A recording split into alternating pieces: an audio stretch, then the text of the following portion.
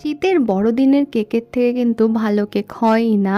তাই আজকে আমি এই ছোট ছোট বড়দিনের কেকের মাফিনস বানিয়েছি। অনেক সোজা রেসিপি, আপনাদেরও শিখিয়ে দিই। প্রথমেই যে কোনো ড্রাই ফ্রুট আপনারা নিতে পারেন নিজের হিসাবে। এগুলোকে ছোট ছোট করে কাটতে হবে। এখন কমলা লেবুর রস দেব।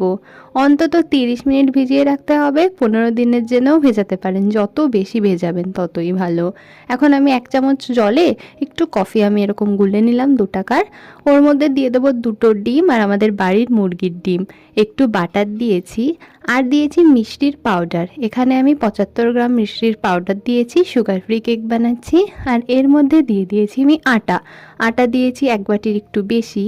হাফ চামচ দিয়েছি বেকিং পাউডার, 1 পিঞ্চ দিয়েছি বেকিং সোডা, আর একটুখানি লবণ দিয়েছি। মিশিয়ে নিয়েছি। ওপর থেকে ডেকোরেট করে এয়ার ফ্রায়ারে দিয়ে দিয়েছি 12 মিনিটের জন্য, মাত্র 150 ডিগ্রি সেলসিয়াসে।